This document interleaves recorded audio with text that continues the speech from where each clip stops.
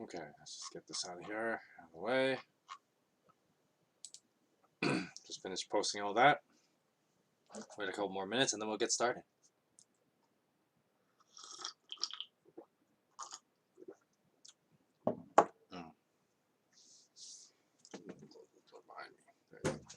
Okay, this light is a little bit too high, so I'm gonna turn it down a bit.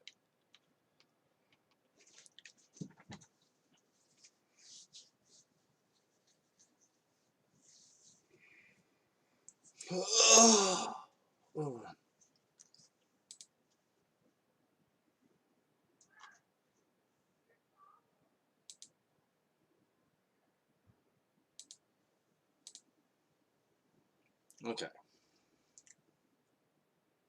Wait a little bit longer before we get started. I only started like the stream up like a couple minutes ago. Just had to put all the social media stuff up. Letting you guys know that I am live. Alright then. Hello and welcome to the stream. Parson reads the Book of Kings. And today we are continuing on through 1 Kings. And we're going to be going through like a pretty big part of the King's story arc, if you will. And basically the first half of the weird way of wording this, but the first half of the ending of 1 Kings, because basically from the chapter where we're starting at today, which I did not put in the description, but I'll let you guys know where it is. I mean, I kind of implied it because I'm talking about like a certain character, and he kind of takes the rest of the Book of Kings, and that would be the prophet Elijah. And the prophet Elijah is a great character. He's a very interesting character to study. By the way, we are starting in 1 Kings chapter 17. And Elijah, this chapter 17 introduces us to the prophet Elijah. And he will basically, the rest of 1 Kings will kind of, be about, his endeavors and his adventure, if you will, in dealing with a very corrupt king, which we read about last week in chapter 16. And that was King Ahab. And King Ahab is like, basically like a tyrant. I mean, a lot of these kings were tyrants, right? But in Israel, and now I have to expound on this a little bit in case you weren't here last week. That basically, the kingdom of Israel was divided into two, right? So you had the northern part called Israel and the southern part called Judah.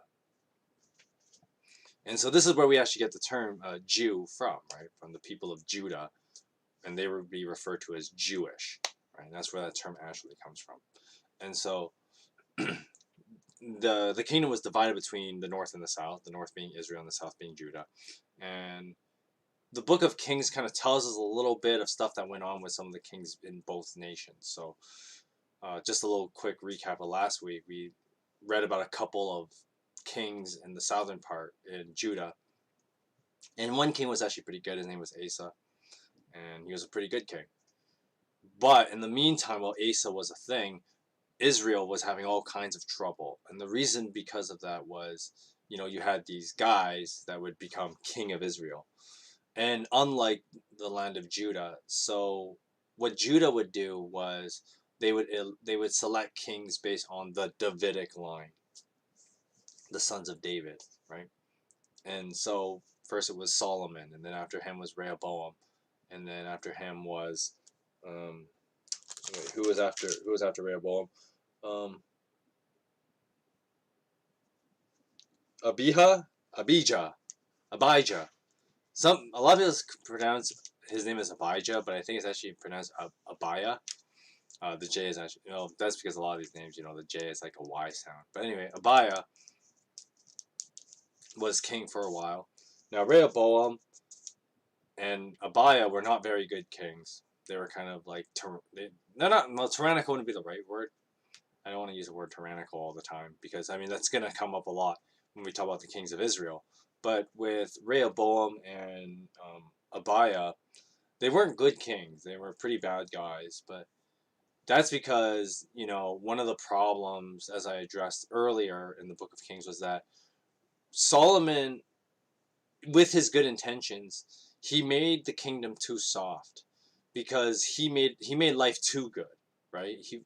With how much money he had, and he was ridiculously wealthy and powerful, and so the life got too easy for Israel. And so when we get to Rehoboam was very complacent, right? He kind of just did whatever he wanted, and you know the word we would use to describe them well is they were hedonistic, right? They just did whatever their impulses, craved, right? They're usually sexual impulses, as it was implied in the text, but other impulses too, like being drunk and, you know, not doing kingly responsibilities.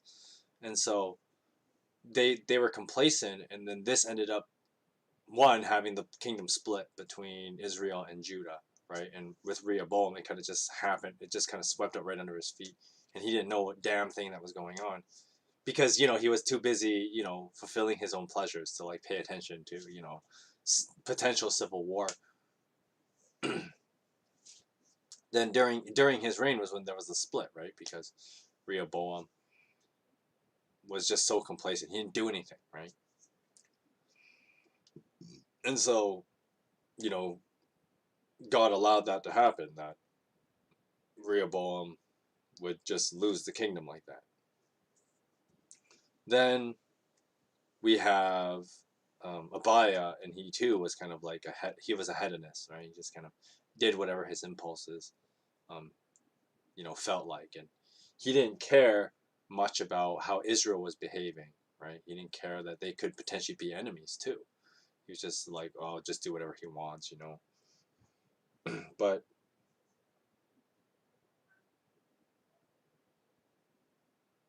basically, Abaya, I just have to read a little bit of my notes here. And then, of course, with Abaya, Rehoboam's complacency kind of caught up, right? Because then Jeroboam, who was the guy who caused the insurrection in the first place and the split between Israel and Judah, he starts waging war. And this was during Abaya's reign, which just shows how lazy his dad was. Because, like, and a funny thing is that, like, Jeroboam, the insurrectionist who became king of the north, and then Rehoboam were actually relatively the same age, right? They were both kind of made kings around the same time, and so it just shows how lazy Rehoboam was. That like he doesn't deal with his own enemy, right? But rather he leaves it to his son long after he's gone, right? Which I mean just kind of shows you that Jeroboam was pretty determined because he's still alive at this point, right? Because I mean Rehoboam lived and then he died, right? And then Jeroboam, if he's roughly the same age, then he would be pretty old, right? And so Abaya had to fight Jeroboam for a while, and then of course I kind of wrestled down because Jeroboam, he's too old, he's too weak, and then of course we run into the problem with Israel, and that would be that when Jeroboam was weak and old, other guys started showing up. So Nadab was one of them, and then Baasha, and basically these guys, unlike the South or in Judah where kings were selected by the line of David. Basically, these guys are just like, well, whoever might makes right. So whoever can take the top spot gets to be king, and so you have these guys like killing each other and backstabbing each other to take their kingly positions. And then we eventually get to a dude named Ahab, and Ahab is a pretty bad guy, and he kind of takes it a step further, right? Because where a lot of these guys were kind of complacent and allowed themselves to like have idols in the nation and being led astray. Ahab was actively like against God by like doing these quote-unquote detestable practices of these, other gods, child sacrifice being one of them, and stuff like that. And that's where chapter 16 leaves us, right? So we go through all these different kings and the kind of political maneuvering that happens. And of course, the tyranny of the north, where guys would kill the previous king just to be king, and then, what comes around goes around, right? So that is what ended up. Now that leads us to where we are. But then the interesting thing about chapter 17 is it'll totally do a tone shift, as opposed to like talk about these kings that did this and that and the infighting and blah blah blah blah, right? We shift now to the perspective of a relatively regular person, right? Who is then God selects him to be a prophet, because it's like, well, there's no one else, or well, not there's not anyone else around, but God's like, hey, you normal guy, you're gonna be a prophet, and it's like, okay, right? Which, I mean, is kind of one of those weird things in the Bible that like God just does. Excuse me. But it's just one of those funny things where like God just does that. He'll go like, hey, you normal guy, you're going to be doing like miracles and stuff because you're going to be my prophet now, and I'm going to use you to be a mouthpiece for me and speak against these evil tyrants and blah blah blah blah, right? And so that's where Elijah enters the picture. And then of course chapter 17 kind of begins this adventure of Elijah. Now I just realized I did my whole preamble without actually doing our opening prayer. So we're going to do our prayer just to get us into the Word of God here. And then if you guys want to follow along, which I encourage you to do, BibleGateway.com, Bible app. I will keep saying that over and over because, I mean, it's free for starters. And two, there's no reason not to do it. So, to follow along and read for yourself as well, right? I'll be using the New International Version, or NIV, and we'll be starting from 1 Kings chapter 17. But before that, we're just going to start us off with a word of prayer. Let's just bow our heads for a quick second here. Lord Jesus, we thank you. We thank you for this day, and we thank you for this time that we have to read your word. And I just pray that as we read through, the book of Kings, that you would show us what it means to be faithful to you, and to, be brave, and to stand up for what's right. And I thank you for the person of Elijah, that you have shown us how to do those things through. And Lord, ultimately you empower us to be able to do that. And so I just pray that that would be something that we would be inspired of today. I pray this in your holy name. Amen. Okay, so let us begin. Chapter 17.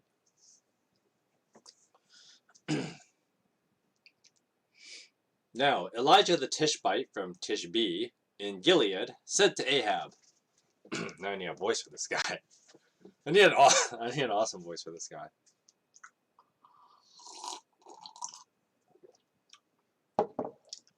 I know the voice for this guy. Because Elijah would be this kind of guy, right? As the Lord God of Israel lives, whom I serve, there will be neither dew nor rain in the next few years except at my word. Then the word of the Lord came to Elijah. Leave here, turn eastward, and hide in the Kerith ravine, east of the Jordan. You will drink from the brook, and I have directed the ravens to supply you with food there. So he did what the Lord told him, and he went to the Kerith ravine, east of the Jordan. And he stayed there. The ravens brought him some bread and meat in the morning, and bread and meat in the evening, and he drank from the brook. So some time later, the brook dried up because there had been no rain in the land. Then the word of the Lord came to him, go at once to Zarephath in the region of Sidon, and stay there for a while. I have directed a widow there to supply you with food. So Elijah went to Zarephath. When he came to the town gate, a widow was there gathering sticks. So Elijah called to her and asked, would you bring me a little water in a jar so that I may have a drink? As she was going to get it, he called, "And bring me, please, a piece of bread." "As surely as the Lord your God lives," she replied, "I don't have any bread. Only a handful of flour in a jar, and a little olive oil in a jug. I am gathering a few sticks to take home and make a meal for myself and my son, that we may eat it and die." Elijah said to her, "Don't be afraid. Go home and do as you have said. But first, make a small loaf of bread for me from what you have, and bring it to me, and then make something for yourself and your son. For this is what the Lord, the God of Israel, says. The jar of flour will not be used up, and the jug of oil will not run dry until the day the Lord sends rain on the land." So she went away and did as Elijah had told her. So there was food every day for Elijah and for the woman and her family. For the jar of flour was not used up, and the jug of oil did not run dry, in keeping with the word of the Lord spoken by Elijah. Now sometime later, the son of the woman who owned the house became ill. He grew worse, and finally he stopped breathing. So the woman said to Elijah, "What did you have against me, man of God? Did you come to remind me of my sin and kill my son?" "Give me your son," Elijah replied. So he took him from her arms and carried him to the upper room where he was staying, and laid him on his bed. Then he cried out to the Lord, "Lord my God, have you brought tragedy even on this widow I am staying with by causing her son to die?" Then he stretched himself out on the boy 3 times and cried out to the Lord, "Lord my God, let this boy's life return to him." The Lord heard Elijah's cry, and the boy's life returned to him, and he lived. Now Elijah picked up the child and carried him down from the room into the house. He gave him to his mother and said, "Look, your son is alive." Then the woman said to Elijah, "Now I know that you are a man from God, and that the word of the Lord from your mouth is the truth." Alright, so chapter 17. Not too long, but there's a lot of stuff in there. So we gotta kind of go through each section, right? So first we kind of have this like moment where Elijah's like talking to Ahab. That's how the story just immediately just jumps into it, right? And I guess the implication, if from the tonal shift of like, we're talking about like all these kings and doing whatever in like the previous chapters, and in chapter 17, we just go to Elijah, right? And so the idea is that Elijah's actually been around this like basically a while, right? But I guess nobody really paid attention because he wasn't of importance yet. Until, of course, he, for all intents and purposes, I know some people get a little antsy about this when we say it this way, but basically Elijah curses Ahab and says like, well, because of you, right? Now there's gonna be no rain in Israel, and so people are gonna suffer because of you and your dumbass, right? And so that's basically what Elijah tells him. And then he leaves, and then God tells him, hey, now that this is gonna happen, you need to go to this place and kind of just live there for a while. And so Elijah, he kind of just lives at some riverside, drinks from the brook, gets fed by ravens, which is an interesting thing, right? And there's a little interesting reason for that, and an interesting way to read narratives. And of course, another thing that I tend to bring up, and it's one of those things that Bible readers never really address often when they're talking about how you read the Bible. But like, the Bible loves being ironic, right? Just kind of the idea that like, I don't know, maybe God has a sense of humor, but I think the real reason is because like the idea that's behind it is, things are never what they seem, right? And the funny thing is that many people misinterpret, the famous saying, God works in mysterious ways, which is a misinterpretation, or not misinterpretation. It's just a layman's wording of when the book of Psalms frequently brings up that, like, well, God's ways are beyond our own, right? And part of that is that God does things in a very ironic sense, right? That you wouldn't expect it, because the nature and the way you're supposed to read is that, well, because it's so unexpected, then it must be God doing it, right? Because if it was something that you expect, you would just kind of chalk it up as just coincidence, right? But by using these ironic kind of scenarios, and this comes back to the ravens, then you would know that it is God's miracle. This is God's working, as opposed to like a mere coincidence that these things happen this way. And so what does the ravens have to do with it? And why ravens of all things, right? Well, in Near East mythology, as well as like modern, Gothic mythology, loves this kind of stuff, right? And the idea of blackbirds being a symbol of bad luck, right? And so, like, whether it's crows, ravens especially, right? They would be symbols of bad luck coming, right? And so the irony is that God uses a symbol of bad luck to provide for Elijah, to take care of him, right? In that, Elijah's, for all intents and purposes, I once again, it's ironic that like Elijah has good luck, right? Despite all the omens that kind of flow around him, right? And that's the interesting thing about Elijah, and why he's probably really, like, among people who know that, among Bible characters, right? Elijah's pretty popular because of like this kind of ironic theme that he has, right? And he's got all the cool stuff going for him, right? Elijah gets to do these cool miracles, which we read about, like a flour bag and a like urn of oil that doesn't run out. He gets to raise a guy basically from the dead, right? And then like the whole like basically saying and predicting correctly, if you will, that, oh, there's going to be no rain for years. And so Elijah gets to do these like cool miracles while having a mouth on him, right? Because later, oh my goodness, like another reason people love Elijah, and I like him too a lot for this reason, is because like Elijah's a dude, like he's like one of the few guys in the Bible that the Bible just like acknowledges and even plays on the idea that he's just a smart ass like the entire time. And I think that's a reason why he's so well liked and so popular among, Bible characters, is because he can do all these cool stuff that God allows him to do while being a smartass. And who wouldn't want that, right? Who wouldn't want to be able to like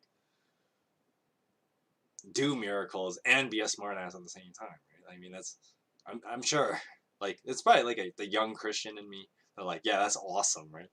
And I too would like to be able to do that, but that's why Elijah's so popular and he's so well liked. So anyway, going back with this whole omen thing, and that's going back with the irony theme. Elijah has this like aura of omens around him, right? Like the first thing he says when he enters the story, anyway, is like doom and gloom, right? He's like, "Oh, it's not gonna rain. There's gonna be suffering because of you, King Ahab." And he basically, for all intents and purposes, he invokes a curse on the king of Israel, right? So he's like associated. You would easily associate Elijah with like bad omens, right? Because the first thing he says is like, a curse that is not gonna rain, right? Which would suck, because if there's no rain, then there's no crops. You got no crops, you have, well, nothing really, right? Because everybody's gonna die of starvation. So he's got this bad omen thing, and then of course the ravens is just like a little cherry on top to like the whipped cream of bad omens of no rain, which I guess is ironic in that sense, because how can you have whipped cream? But anyway, sorry. Clearly I'm thinking about food. But anyway, basically, he's got this the bad luck kind of energy around him. But of course, ultimately, God is showing his plan, and of course the kind of person that he's going to do something with. And Elijah is a very interesting character, right? And this is kind of the equivalent of like, you wouldn't expect God to, you know, turn a former, you know, gang leader into like a popular pastor, right? You wouldn't expect that, but that's kind of what God does, and we see that in the in the world today. That God will use the most unlikely of people to proclaim His word, to proclaim the gospel, right? The most unlikely people, and Elijah is meant to kind of parallel this kind of idea, which is another reason why I'm pretty sure Elijah is pretty popular, right? Because those charismatic um, leaders that have those like colorful past, if you will. And then, on the one hand, it's like, it's awesome what God can do for people. And it just makes them look like a total badass, right? And so, as opposed to like someone boring like me, right? It's like, well, I grew up in a Christian family, I don't have some kind of shifty past or anything like that, right? Nothing cool in that regard to like how I became a Christian, right? Right? I don't have a cool story like that. But like, Elijah would be, you would expect Elijah to be one of those kind of people, right? And then like the wicked ass backstory, right? And I know people like him. I know people like that in real life. Some of them are even my role models. And they have the crazy backstory about how God delivered them from the most crazy of things, right? Elijah is kind of an interesting parallel of that. And so I think that's the ironic thing about this is that, God can literally use anyone, right? This smart ass, basically, to be his prophet, right? But I mean, once again, the Christian theme behind that is, well, God looks more about who you are, in your heart, right? And so, contrast Elijah to like the king, right? King Ahab. And, we read about King Ahab. He ain't a good guy, right? I mean, if he repented, then God could do great stuff in his life, but clearly he's not repentant. That's why Elijah has to show up and put this curse on him, right? Say like, no, you're doing evil and you don't plan on changing that, so God's gonna put a curse on you. You just gotta deal with it, right? And so that's how the story begins. It's very interesting that like the Elijah story kind of starts with this bang, right? But despite the spectacular nature of Elijah's character, as we see at the beginning of chapter 17, the story immediately shifts from the more spectacular, a guy who's like doom and gloom, no rain, and then like being fed by ravens, which ravens are the reason why you wouldn't expect ravens to feed somebody is because ravens are scavengers themselves, right? They would find what they could eat and just eat it for themselves because they're normally scavengers. The ravens aren't these like super strong hunters. They're not eagles, right? But the thing is, unlike a vulture, a raven isn't very big either, right? So they're not like a deadly scavenger like vultures are, right? They're not big and strong. So they're like weak little scavengers, right? And so because ravens are weak little scavengers, you don't expect them to feed someone else, right? A raven is a bird that would only look out for itself, and logically so, right? That's how weak little scavengers in nature have to survive. But then once again, the irony of the story is like, of course, this is a miracle from God that Elijah is being taken care of, because this would not happen in real life, not normally, right? And so that is the reason for bringing up ravens, right? Because I know some people like to bring up like other weird superstitious reasons why ravens, because I mean, to be fair, it goes back to the whole like understanding other mythologies and how ravens are associated with like bad luck, right? But this much more simpler explanation, and Occam's razor wins out, would be that, well, ravens being small scavengers would not be seen feeding people, and so and so with that being said, for them to provide for Elijah, it can only be a miracle from God. It cannot be anything else. And so that's that's the reason for that. That's the real reason. That's probably the real reason for it, right? No need for any extra spiritual reason, right? And once again, like poking at the whole like ravens is bad luck thing is more like a old wives' tale more than actual facts, right?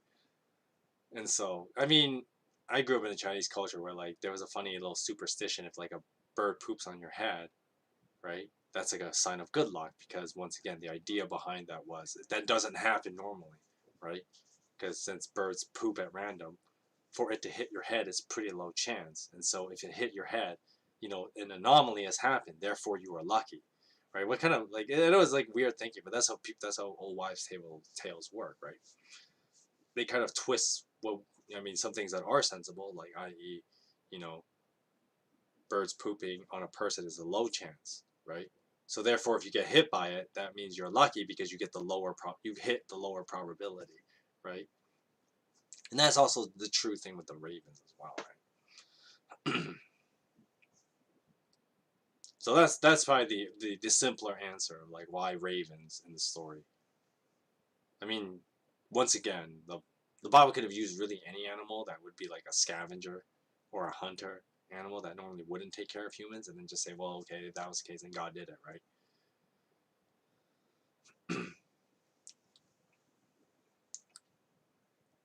So, jumping forward to verse 7. See, like, I can't believe I already talked for like 10 minutes on like 6 verses, right? Because that's how much there is in that first bit right there, right? And I'm sure there's way more that I didn't address, but I think we're going to keep moving.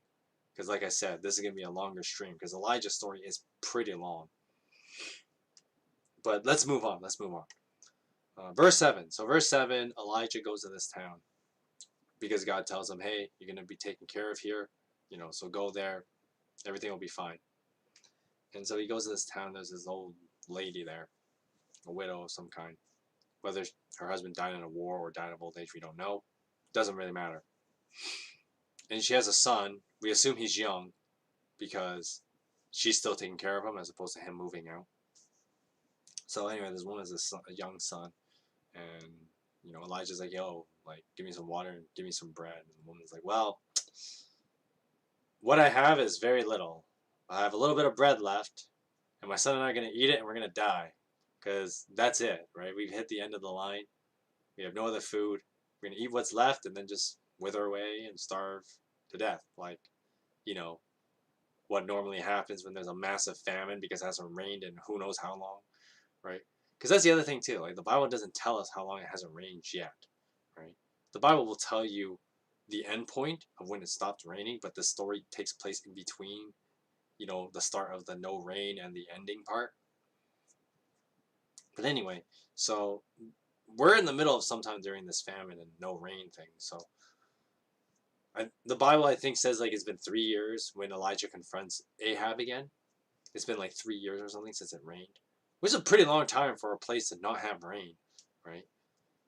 And so, in those 3 years, right, a lot of people probably died of starvation. And another thing that's not explicitly mentioned is when Elijah meets this woman, because for a while Elijah was kind of hanging out at this brook, being fed by ravens and stuff like that, right?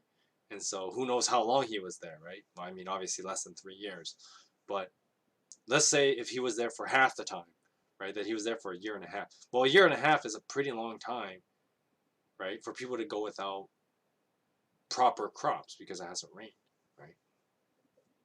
I mean, more power to these people if that was the case. It could be shorter, it could be long, it doesn't really matter, right? The fact is, this woman's hit the end of the line, right? And so if there's no rain, there's no other way for them to get food, no way to grow crops or whatever, right? So she's basically kind of conceded that she's gonna die here, right? In this miserable state. And that's a pretty depressing thing to see, right? Is that like, oh, just have our last meal and that's it. That's the end, right? And of course, the contrast when we were reading earlier in Kings, we had the golden age, right? Where gold was no item to people, right? People, were ridiculously wealthy and whatever, right? Now here people are like destitute because it hasn't rained in years.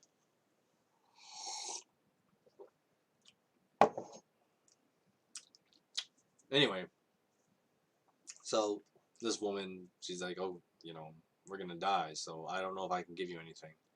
Because when my son and I die, we want to go out with something, right? Like, we're not just, we gotta have at least one more meal before we die together. And so, but then Elijah assures her, like, don't worry, God will provide for you, blah blah blah blah. Just feed me first, it'll be fine. Which this just shows the faith of the woman as well, because that would be the most ridiculous thing anyone has ever heard, right? Especially when you've been suffering for who knows how long with like a drought that has led people to starvation, right? And then the guy just says like, "Oh, God will take care of you. Don't worry about it," right? Just make sure you make me some bread first. Like that would be the last thing anyone would normally do, right? And so all the more power to this woman who shows real faith to like, okay, I will provide you something. And then of course the miracle happens where she has like a magical cornucopia of like flour and oil that doesn't run out, right? And then is able to live off that for a while. And of course, then, reading further along, the Bible does another mini time skip. This one's a much shorter time skip, though, unlike earlier, where basically Elijah's been living with this woman for a while and this kid. And then the kid becomes ill and he, like, possibly dies from it. We don't, the Bible kind of makes it ambiguous whether he was really dead, or, like, he passed out. It doesn't matter either way, right? Basically, he is at a state that would be beyond the medicine of their time, right? Maybe not so much with modern medicine. We don't know. Not relevant either, right? But the idea is that he is beyond the medicine of their time. He's beyond medicine, right? So he stops breathing and he's beyond medicine. And so once again, God does another miracle through Elijah of bringing this boy's life back to him, or basically bringing him back from the dead, right? For all intents and purposes. Because, I mean, think of it this way. If he wasn't dead yet, he was going to be dead very soon anyway, right? So Elijah brought him back from that. So even if he wasn't fully dead, he would have been if Elijah did nothing, right? So, I mean, I guess when you talk about life and death that way, it's all about perspective. So, anyway, so Elijah does like this weird ass prayer thing and like lies on the guy. Weird, but let's just roll with it, right? And Elijah does this weird thing to like raise this guy from the dead. And the interesting thing is, I think Elijah is actually the first prophet to actually do this, right? Because Moses never raises anyone from the dead. Um, and so that's another reason why Elijah is pretty popular, right? Because Elijah is arguably the first prophet who actually brings someone from the dead, right? And so that puts him as a pretty powerful guy, right? Like even Moses, as powerful as he was, Samuel never brings anyone from the dead. Nathan doesn't have a lot of miracles underneath his belt, right? I'm trying to think of other major prophets in the past, right? Like, um, yeah, I got nothing, right? So basically, like, that's another reason why Elijah's popular, right? Because he gets to do these cool things, like he raises a guy from the dead. So that's pretty powerful. That's pretty amazing, too, right? To be able to do that. And so Elijah's able to do it, right? Because of course, God, he must be that faithful to God, and God, allows him to do it. And so Elijah raises this guy from the dead, and the woman. And the funny ass thing about the end of the chapter, where the woman's like, after raising her son from the dead, she's like, "Now I know that your words are the words of God, and that they are truth." Is like, what? As in all the other stuff he didn't say before was not like convincing enough that he fed, like, Elijah effectively gave you the resources to feed yourself, right? Because I guess that wasn't convincing enough. That you have a magical cornucopia of flour and oil. That's not enough convincing that, like, yeah, Elijah's a prophet of God because he can do that, right? But I think the other thing about it, though, in all seriousness, is that, like, once again, it's the more personal relationship thing that is more important, right? Because as important as food to live is, right? I mean, think about the other context where the woman was like, she was so conceited, or not conceited. She had conceded um, to the fact that her and her son would die, right? She was so convinced of that. But for her son to be brought back from the dead, it really shows that, like, no, like, God really cares for us, that he would preserve us and, keep us alive, basically. And so that is more important, right? When the son, falls to illness, that's what convinces her. And that's probably the reason why the story's told that way, right? Minus the other ridiculous aspects that we kind of just talked about just now.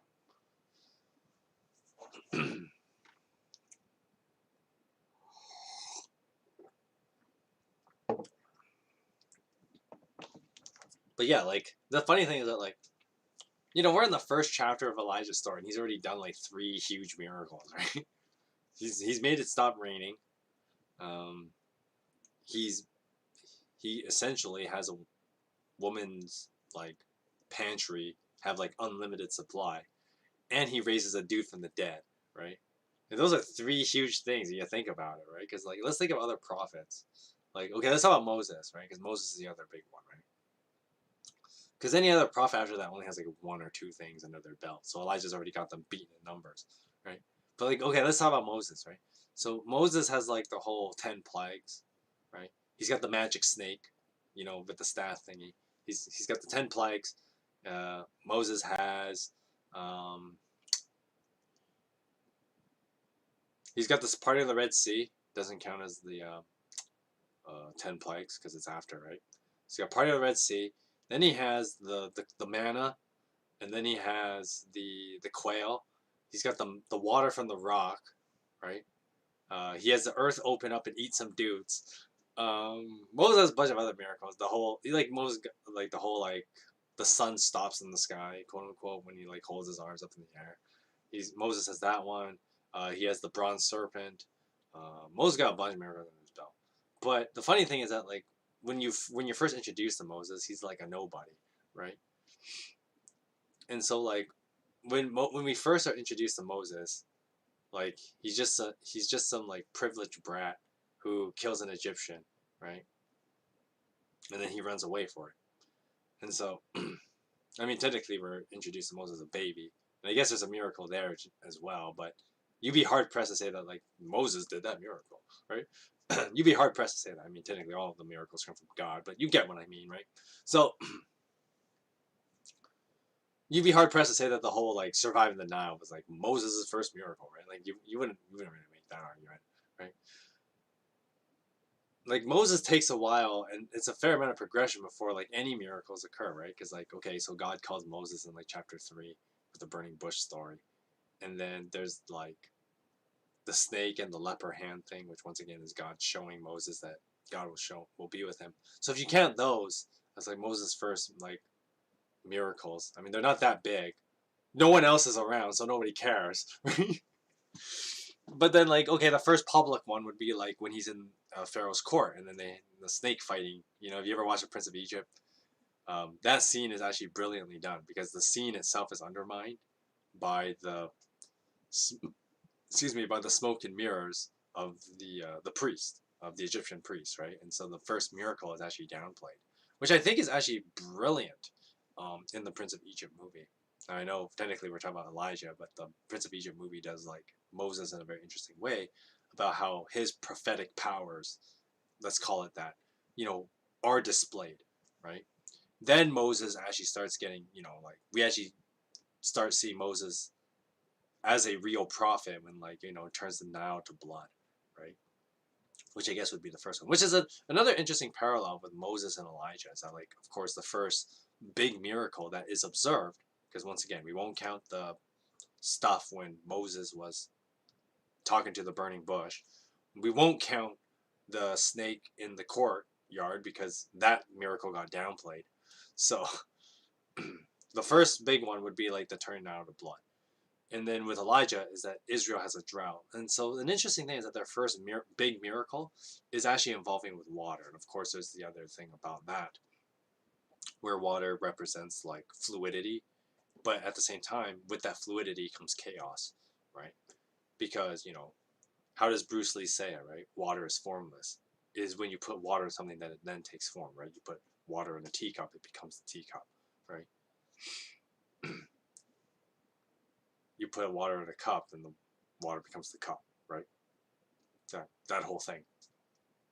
And so water represents like this force that has a chaotic element to it. And so the miracle also has that, chaos to it, and the manifestation of real chaos when there is no water, right?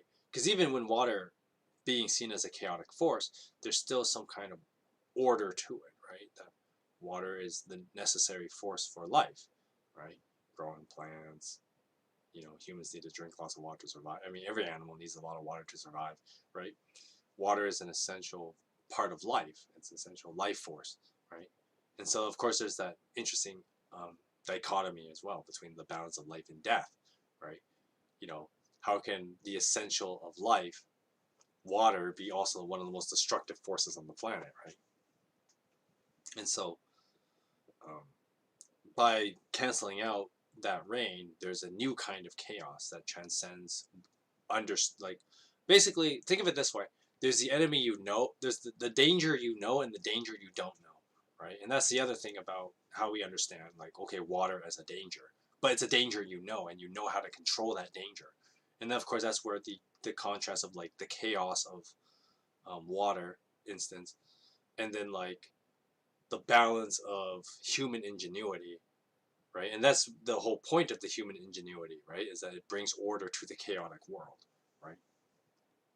But when Elijah bring like this whole thing with the no water and the no rain, there's a chaos that is unknown, right? And humans don't have a real way of combating that. It's another really interesting thing in the Elijah story. I can't believe I'm already talking for like an hour, and we're only covered chapter 17, so you can tell this is gonna be a long stream. And obviously, I'm gonna need more than one part to talk about Elijah because there's just so much stuff to talk about with this guy.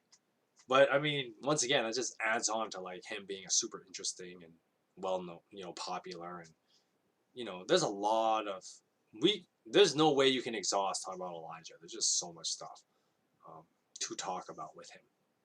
I mean, people write like entire libraries about this guy, right? And he's not even like the main character in the Bible, right?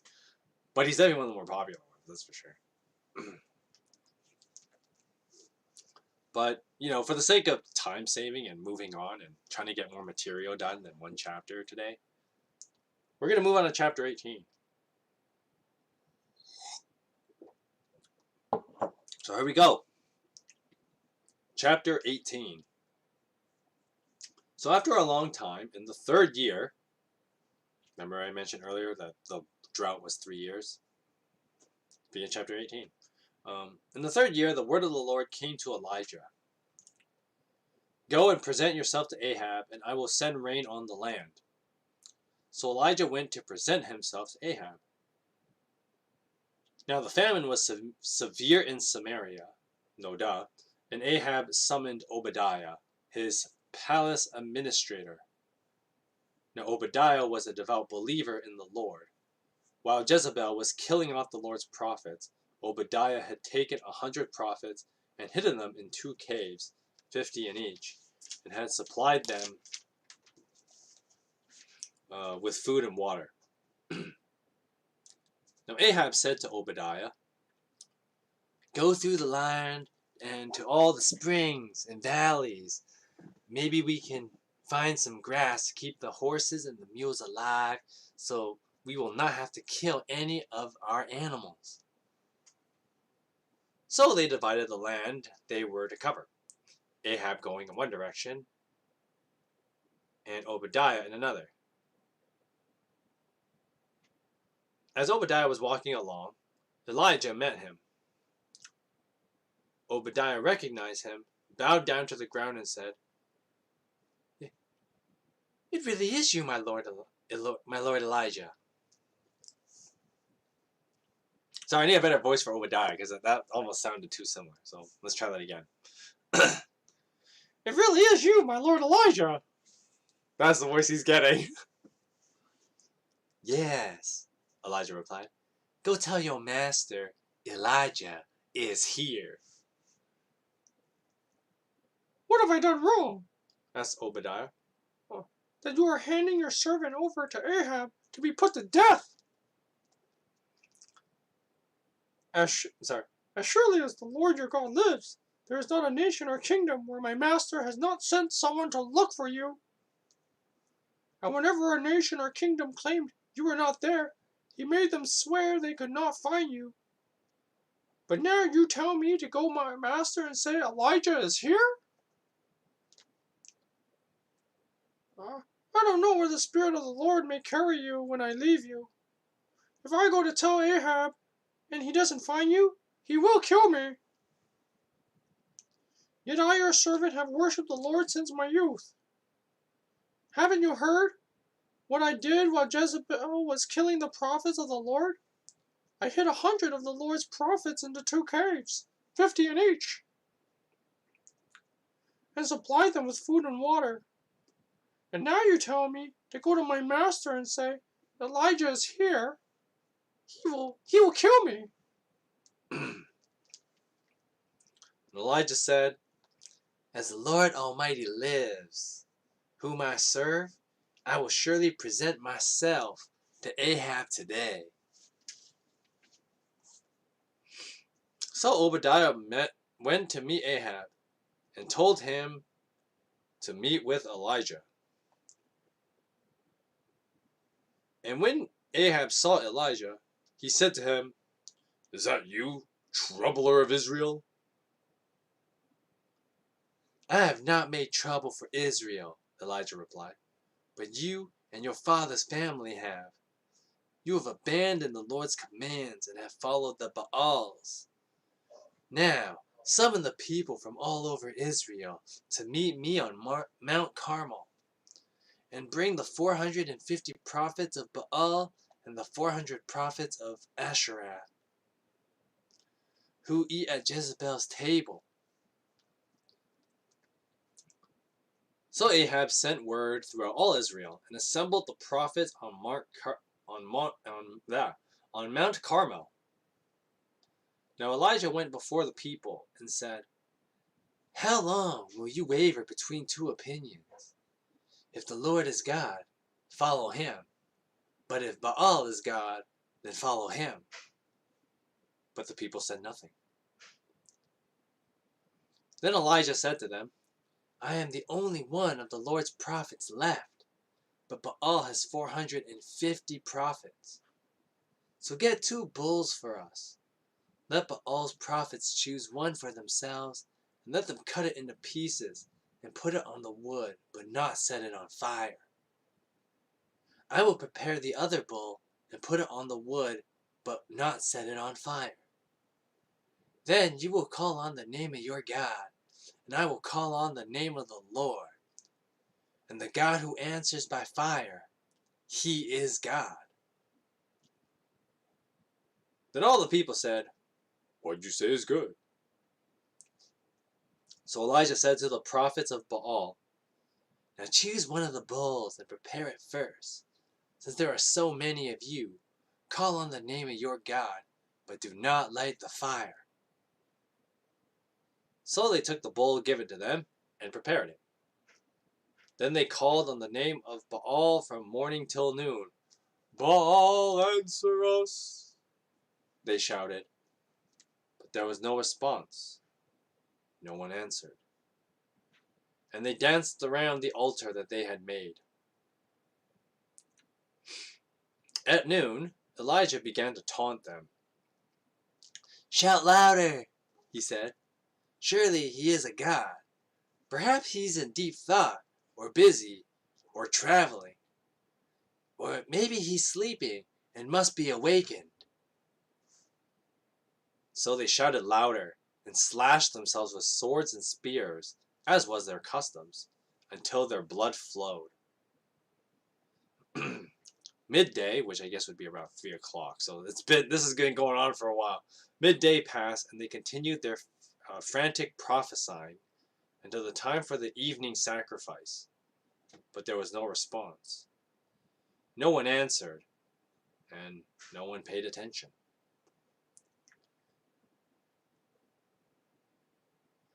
Then Elijah said to all the people, Come here.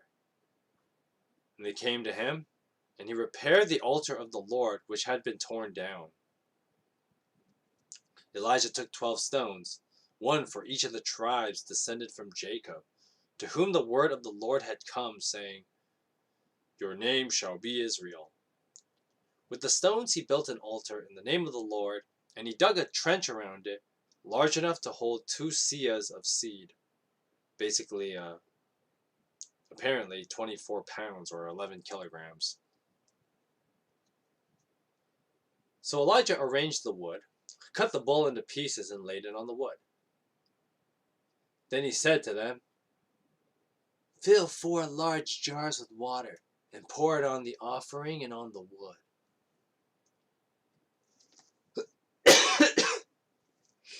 Do it again, Elijah said, and they did it. Do it a 3rd time, he ordered, and they did it a 3rd time. The water ran down around the altar and even filled the trench. Now at the time of sacrifice, the prophet Elijah stepped forward and prayed, Lord, the God of Abraham, Isaac, and Israel, let it be known today that you are God in Israel, and that I am your servant, and have done all the things you have commanded. Now answer me, O Lord, answer me, so that these people will know you, Lord, are God, and that you are turning their hearts back again. Then the fire of the Lord fell, and burned up the sacrifice, the wood, the stones, and the soil, and also licked up the water in the trench. When all the people saw this, they fell prostrate and cried, The Lord, He is God! The Lord, He is God! Then Elijah commanded them, Seize the prophets of Baal. Don't let anyone get away. They seized them, and Elijah had brought down to the Kishon Valley and slaughtered them there. And Elijah said to Ahab, Go, eat and drink, for there is the sound of a heavy rain. So Ahab went off to eat and drink.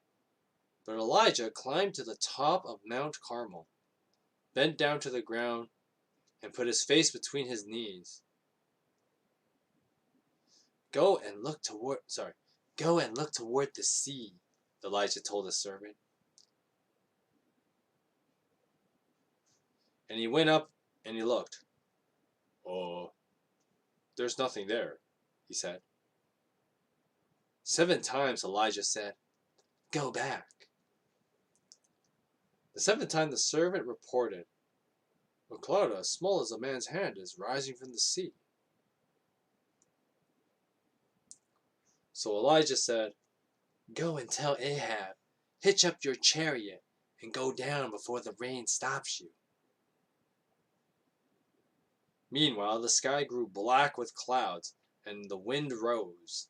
A heavy rain started falling on Ahab, and Ahab rode off to Jezreel. The power of the Lord came on Elijah, and tucking his coat into his belt, he ran ahead of Ahab all the way to Jezreel. Alright, chapter 18 was pretty long. But of course, chapter 18 does have like a well-known story, at least should be well-known. I mean, sure, we always tell this one in Bible in Sunday school, minus some of the more graphic details, but basically, it's the story of the 2 altars, right? Where Elijah just straight up challenges the prophets of Baal, and he's like, yo, if Baal is God, I'm sure you can summon fire from the sky.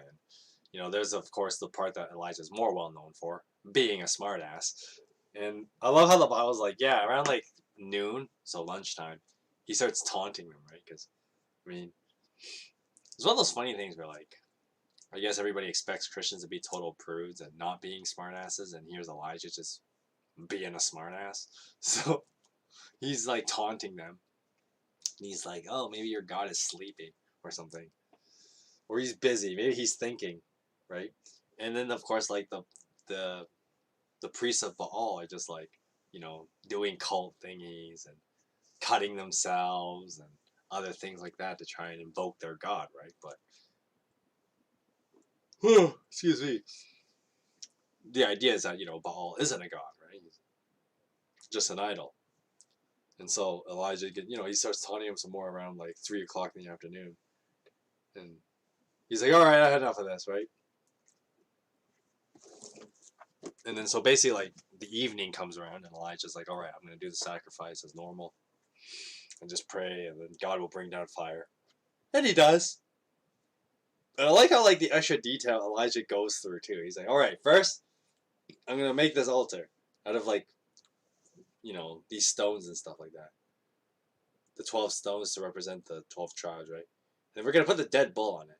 Then we're going to put water on the bull, right? We're going to do it 3 times just to make sure this thing is, like, wet. Like, nasty levels of moist, right? Like, this thing's going to be, like, drenched in water. And so, Elijah's kind of, like, just adding salt to the wound, right? So he's already been taunting the priest, saying, like, well, maybe your God is busy. He's too busy for you, whatever, right? And then he decides to add salt to the wound by, like, making the altar wet. And of course, the idea is that, like, well, fire can't burn things easily if it's wet. It takes a little bit extra work, right? And so that's the reason why he's, probably dredging the altar in water, right? Because it would be even more ridiculous if fire did consume the altar, right? Considering that it's all, wet. But of course, Elijah, he's like, okay, God, just show him who you are. Bring fire from the sky. And then, like, it happens, right? Fire comes down and it burns up the entire altar along with all the water there, right? Which is kind of Elijah's case in point of, like, see, this is God. God can not just make fire, but, like, an all-consuming fire. Like, that's God, right? And then the people are like, oh my gosh, like, wow, like, I guess he is God, right? It's like, yeah, And then, like, no duh, right? And so Elijah being a smartass, right? And then, of course, Elijah kind of has the whole, like, Dimitri from Fire Emblem moment where he's just like, all right, grab the priest of Baal and kill every last one of them, right? Which is what Elijah ends up doing. Now, I know everybody would be like, oh, you were doing so well, Elijah, and then you turn out to be pretty bloodthirsty too. But, I mean, to be fair, these guys, the funny thing is that, like, it wouldn't have been hard to track down these 450 prophets, considering they already bled themselves pretty badly, when they were cutting themselves a few hours ago to try and invoke their god, Baal. So yeah, they would not have been in, like, top shape to, like, run away from, like, a bunch of hungry Jews or Israelis, I guess, because remember, we're in the north still. And then Elijah's just like, okay, we're done with this. And then, of course, Elijah has this he's hanging out with one of his servants, and they're like, oh, see, the cloud is coming, so rain will now come now that I've confronted Ahab. And I've shown the people that, like, who God is, right? And it's not the gods that the king has had you worship. It's not Baal. It's not the Asherah, right? But rather, it is the Lord, right, who is God. And so that was kind of, Elijah kind of has this moment. He's hanging out with one of his servants, and they're just watching as the rain starts coming in, right? And so that's kind of how this. I know I kind of, like, really condensed that story because, we can just gush about how funny this story is and how ridiculous it is, right? Because I love everybody remembers the part where Elijah's being a smartass, right? Just taunting them, which is not what you should do to your enemies, right? It's just, like, just flat out make fun of them. But that's what Elijah ends up doing. Just straight up makes fun of them of, like, oh yeah, your God is sleeping. You gotta wake him up or something, right?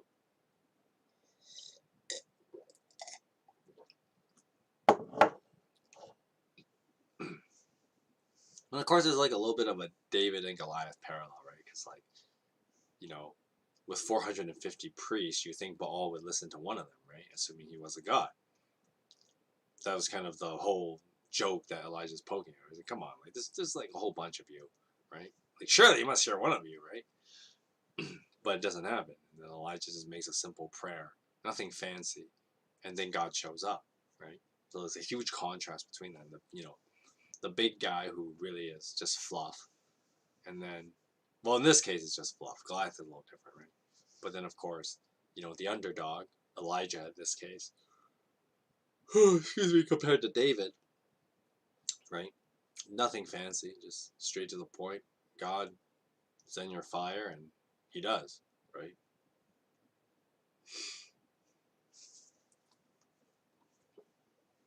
So that's the bulk of chapter 18. Is that it's the interesting story of how Elijah confronts Ahab. But of course, while there may be people who are they declare that okay, the Lord is God, right? Well, what happens next, right? Now that the rain is going to start coming back, what happens next?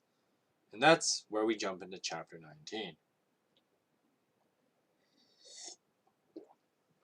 I'm actually just going to I'm just going to skip over parts of chapter 18 because I don't think there's much else to talk about other than, what I've already said. I guess the other interesting thing to point out is that, there are also 400 prophets of Asherah who ate at Jezebel's table. Now, Jezebel will be introduced to in more detail pretty soon. We did get a sneak peek of her back in chapter 16. And she's the wife of King Ahab. And apparently, she's pretty bad too, right? Because Ahab is a pretty bad guy. And Jezebel is just as bad, if not worse. Right? That's kind of what the Bible gets at. And the funny thing is, these prophets of Asherah don't show up. I mean, maybe the prophets of Baal really could have used their help.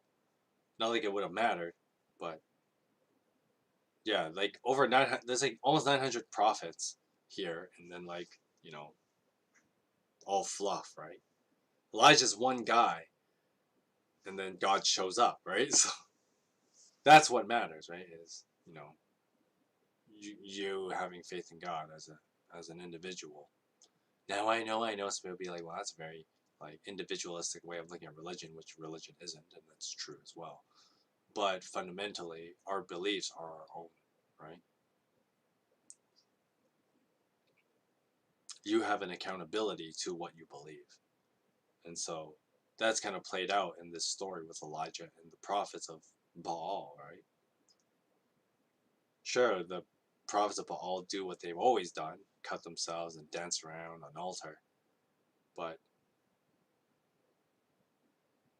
what they believe is shaky at best and just flat out wrong at,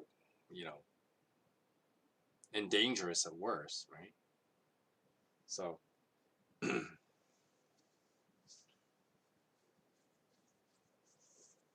that is chapter 18 in a nutshell. There's a whole thing with Obadiah. I guess I should point this out with the thing with Obadiah. And something that the Bible doesn't really do. Let me rephrase it. I shouldn't say that the Bible doesn't do this well. It's one of those things that people are just lazy readers. And that's when you go to the latter prophets, as they're referred to as, so this would be like Amos, Hosea, Zechariah, and those guys, right? Malachi, and those later books in the end of the Bible, they actually overlap a lot with stuff during the Book of Kings, and that makes sense because they were around during that time. And once again, if you actually read the Bible from a timeline perspective as opposed to the way the Bible orders books, because the prophet stuff is all more wisdom writings from people as opposed to telling a historical narrative. And so the book of Ezra is, and the book of Nehemiah would be the end of the timeline, more or less, before we get to the New Testament. And of course, it's the massive history jump, when the Romans show up. But that's besides the point. What was I getting at here? Well, basically, those prophet books that you read, later, the end of the Old Testament, some of them overlap with stuff in the Book of Kings, and one such instance is found here. This Obadiah is the same Obadiah that we read in the Book of Obadiah. Of course, there is a time discrepancy between the Obadiah we find here and the Obadiah in, the Book of Obadiah.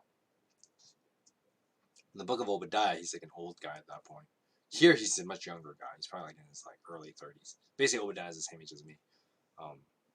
And then the Book of Obadiah is written when he's 60 something. So twice his lifetime, right? So, or basically another lifetime over. But yes, they are in fact the same person. And so like many people have tried like the book of Obadiah refers to stuff in the book of Kings, and so like later parts of the book of Kings, and so that is what leads people to think like, oh yeah, then it must be the same guy. We're just introduced to him as a younger guy, and he's not in that like writing capacity because he still works as a I guess he works as like a government official, right? He kind of works for the king. But in secret, he's also providing for the prophets of the Lord and not getting them executed. And an interesting thing will come up of what's up with that, right? Because of course, the Bible only hints at it, but something did happen to the prophets of God during this whole time, and that's why Obadiah is like hiding them in caves, right? Because something is going on, something is up. Well, what's up with that is what we're about to find out in chapter 19. So let me just get a quick drink here. Hmm. Hmm. Let's look at something here. Hmm. Hmm. Hmm. Hmm. Okay. Let's move to chapter 19. Now Ahab told Jezebel everything Elijah had done and how he had killed all the prophets with the sword. So Jezebel sent a message to Elijah to say, I need to do a sexy voice for Jezebel. You would think that, right? You think, it should be a woman that'd be like super sexy. But I can't. You guys know I can't do woman voices very well. So you just gotta bear with it, especially in the fact that I have a little bit of a cold. You can tell like a bit of sniffles I have here. May the gods deal with me, be it ever so severely, if by this time tomorrow I do not make your life like one of them. Now Elijah was afraid and ran for his life. And when he came to Beersheba in Judah, he left his servant there, while he himself went a day's journey into the wilderness. He came to a broom bush, sat down under it, and prayed that he might die. I have had enough, Lord, he said. Take my life. I am no better than my ancestors. Then he lay down under the bush and fell asleep. All at once, an angel touched him and said, Get up and eat. Elijah looked around, and there by his head was some bread baked over hot coals and a jar of water. He ate and drank, and then lay down again. The angel of the Lord came back a second time and touched him and said, Get up and eat, for the journey is too much for you. So he got up, ate and drank. Strengthened by that food, he traveled 40 days and 40 nights until he reached Horeb, the mountain of God. There he went into a cave and spent the night.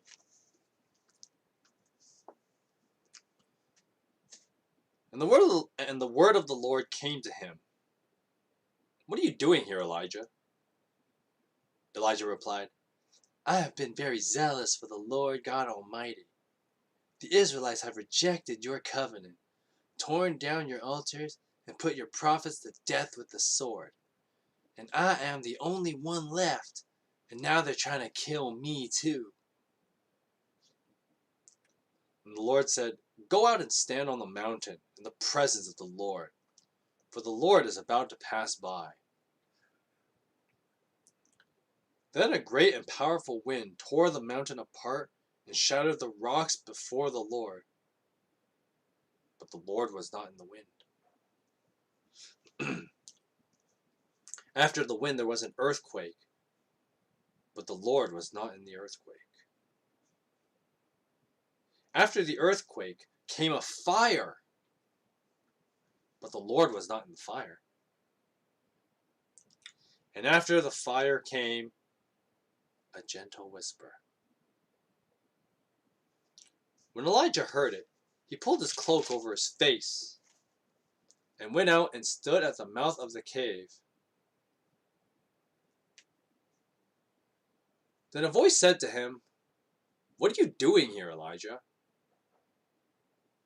Elijah replied, "I have been very zealous for the Lord God Almighty. The Israelites have rejected your covenant, torn down your altars, and put your prophets to death with the sword. I am the only one left, and now they're trying to kill me too." And the Lord said to him, "Go back the way you came, and go to the desert of Damascus. When you get there, anoint Hazael king over Aram. Also, anoint Jehu son of Nimshi king over Israel, and anoint Elisha son of Shaphat from Abel Maholah to succeed you as prophet. Jehu will put to death any who escape the sword of Hazael, and Elisha will put to death anyone who escapes the sword of Jehu. Yet I reserve 7,000 in Israel, all whose knees have not bowed to Baal, and all whose mouths have never kissed him." So Elijah went from there and found Elisha, the son of Shaphat. He was plowing with 12 yoke of oxen, and he himself was driving the 12th pair. I'm just looking at how much more I have to read through, because we're pretty much near the end of the book of Kings. First Kings. Anyway, let me read that again. Verse 19. So Elijah went from there and found Elisha, son of Shaphat. He was plowing with 12 yoke of oxen, and he himself was driving the 12th pair. Elijah went up to him and threw his cloak around him. Elisha then left his oxen and ran after Elijah.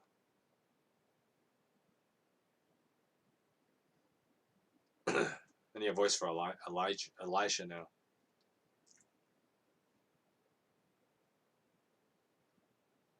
What's a cool voice for Elisha? I can't even think of one right now.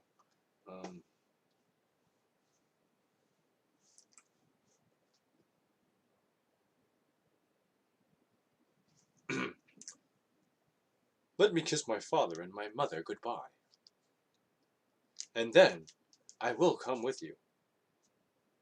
Go back, Elijah replied. What have I done for you?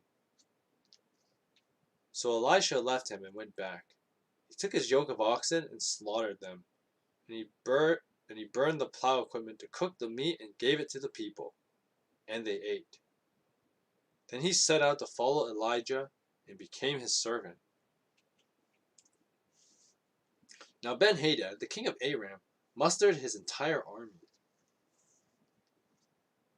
accompanied by 32 kings with their horses and chariots. So, sorry, I should have stopped there because that's beginning of chapter 20. Okay, so chapter 19. No, chapter 19. I'm just looking here. Do I want to end at chapter 19 and read the rest another time? I think I might do that actually. Even though that means 2 shorter streams, but I kind of find that I think the Bible stream should just be a little bit shorter. Similar to the podcast, I find that I don't need to stream that long when it comes to these things. So I think I'm going to stop it at chapter 19. But chapter 19 is interesting. We kind of just get these kind of roller coaster moments with Elijah. And boy howdy, it's interesting what happens here, because it's kind of like a complete 180, right? So the story begins with reports being brought to Jezebel. Jezebel, as I said earlier, is the wife of King Ahab.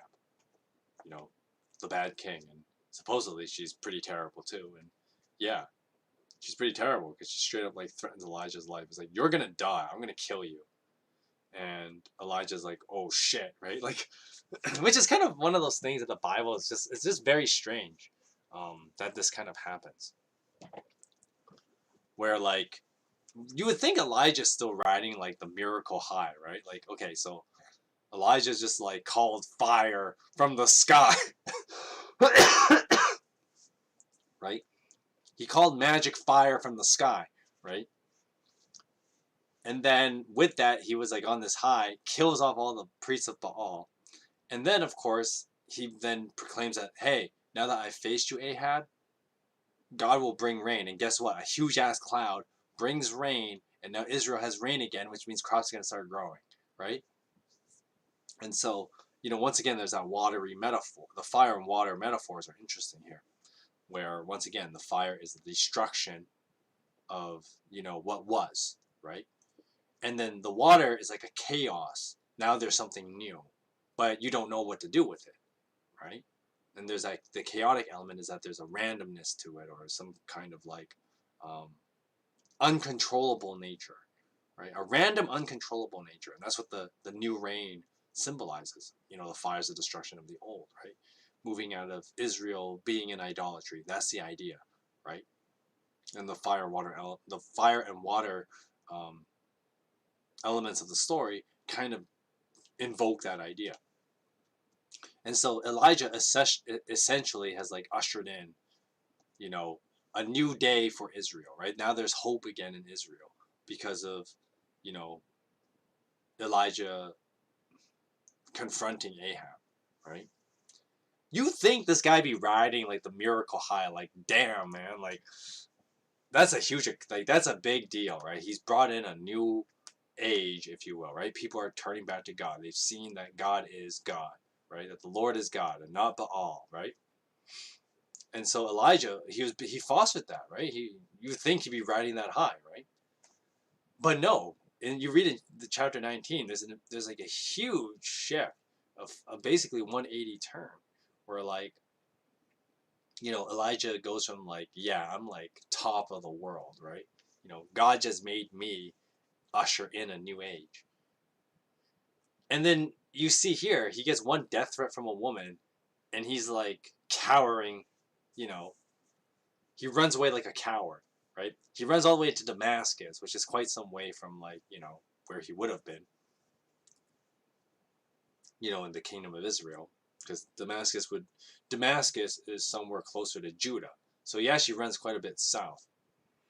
And Elijah's like cowering in fear of this person. Like one death threat gets this guy cowering, right? The same guy who just killed like 400 prophets of Baal, right? And then one person just like comes with this like death threat, and he's like scared out of his mind, right? That miracle high, I guess, doesn't last for very long. But I guess it's one of those things that like maybe maybe Elijah's a lot more humble than someone like myself, right? Like if I did that, I'd be riding that miracle high for a while, right? Why lie about it? I think if any of us did that, we'd all be like, damn, I'm on top of the world. But I don't know, maybe that's just me being a arrogant prick or something. But like you would think you would think that Elijah would be a lot more confident, but no, he's not, and that's the interesting part. As a matter of fact, not only is he like cowering, because of one person's death threat, the Bible does an even more crazy thing. And it's not like, yeah, now Elijah goes from like top of the world to like suicidal, right? And that's kind of the implication when he's like praying that like God would just take his life, right? Wishing I was dead, wishing I was, it's like it's the chapter 19 is very strange because of this, right?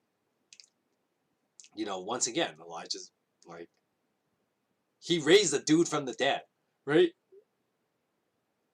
And now here he is, wishing he was dead, right? It seems so bizarre. But I think it's one of those things. It's what makes it interesting.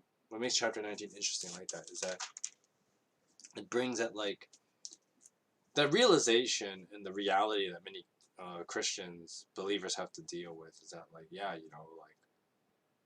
God can do great things through our lives, but that won't always be positively received. As a matter of fact, if you weren't getting death threats, you're probably doing something wrong. I mean, I know that sounds like an extreme opinion, but if if we're fighting against the principalities and evils of this world, right? By bringing, the gospel, the truth, bringing life, right?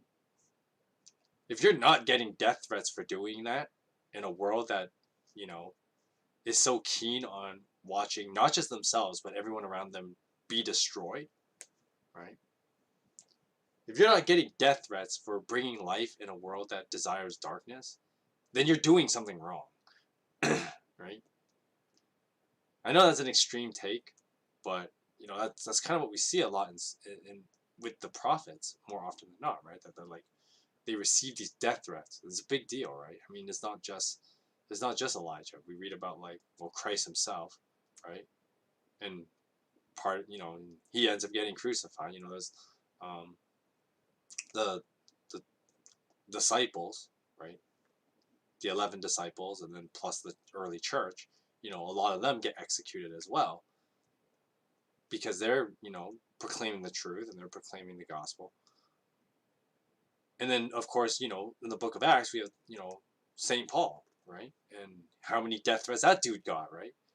And so I mean, not to say that you should be comfortable that people are giving you death threats. I mean, death threats are, you should take them very seriously. People actually throw death threats at you, but at the same, and you should take legal action against that because that's the other guy's trying to commit murder. You know that, right? That's how that works. But in all seriousness, that's the cost, though, right? Of following God and doing what's right is that you will have people like Jezebel in your life, and people who will want to see you dead for proclaiming the truth and for proclaiming the gospel, right? And this is one of those things in North America, we don't really experience that all that much, right? Like, what's the worst that could happen to me, right? I mean, me reading the Bible on camera, right? Like, I told this story on my Silly Stories, like 2 weeks ago. You can definitely check out the Streaming Parson podcast. We have a grand old time. Anyway, in the Streaming Parson podcast, I talked about this one time where, like, I've received death threats because, as a security guard, you kind of always receive death threats, right? But in a way, I kind of just rolled with it because, look, you're a security guard. Everybody hates you. And if you end up doing what a security guard would do, well, then of course people are going to hate you and people are going to wish you weren't around because then you won't be a pain in everyone else's side. It's kind of the logic of why people justify, you know, in justify wishing harm on law enforcement and anything like that. I mean, security guards not really law enforcement, but you get the idea, right? That's the same thing with when people say defund the police or even worse, kill the police. And yes, people have said that. The same people who say a lot of people who say defund the police actually really mean kill them off and get rid of them because they believe that society doesn't need them. That's a really dangerous mindset. But in North America, aside from that, you don't really. That wasn't actually. I just referred to the wrong story because I know that was a story I did tell on the podcast. But I might as well finish this point anyway. Going back with if you're doing what's right, and then people throw death threats at you, it's because they're threatened by the truth. They're threatened by the power of God, right? Because of course the other issue is to answer a simple philosophical question of well, if God is God and He's good, then why are people so against God? And the idea is, God is a person, and if He is a person, then like any other human being you have to deal with, you are accountable to people, right? And I know some people don't like really looking at God that way because it's well, if God is a person, then He can be culpable to sin and stuff like that, which is not the case. But as a person, and thus that's why we say God is a personal God, not in the sense of a selfishness thing, but personal as in you relate to God like you would relate to another human being, and a big part of that is being accountable, right? And so, of course, the scary thing about that to many non-Christians is the idea of well, if it's hard to be if it's hard for two sinners to be accountable to each other, let's say you and I, just two ordinary people, we both have sin in our lives, And it's hard enough for us to be honest about that and to be accountable to each other about that.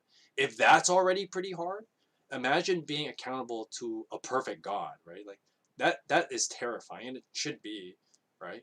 But at the same time, that's where, once again, the cleansing of with Jesus' blood, that we can actually have relationship with God, and we don't have to be afraid of that, right? That's one of the liberating things about the gospel, right? Is that, since we're cleansed by the blood of Jesus, then being accountable to God shouldn't be as terrifying as it normally would be, right? Anyway, that wrong story, but since I had to finish it, right? Once I brought it up, the story I was actually going to talk about was, in the West we have it so good here, and I told the story about how, like, I know people that, like, grew up in, like, other parts of the world. One of my role models, um, he grew up in another part of the world, and he became a gangster. And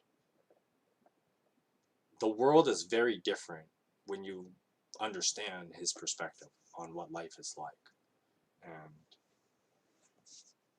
And things like, I was like, of course you watch enough, like, movies and stuff, you kind of have, like, okay, this can happen, but you don't really think of, like, this happening to a person you are talking to, right? And so that was something that was just like, I always just said, like, I always wanted to be mindful of that, right? And not be so ignorant and arrogant about, like, oh, like, um, Christians having it, being persecuted in America and Canada is like, please, like, you don't know anything, right? There are Christians who get beheaded on, like, YouTube videos, right? Well, maybe not YouTube videos, but, like, you get the idea, right? They get circulated online, and this is like upholding regimes of other places. And then, of course, you have people like Justin Trudeau who are saying, like, oh, you know what? I admire China's basic dictatorship. Yeah, the same people who cut off Christians' heads, right? And I mean, those Christians have a lot to fear when it's like being, realist about their faith.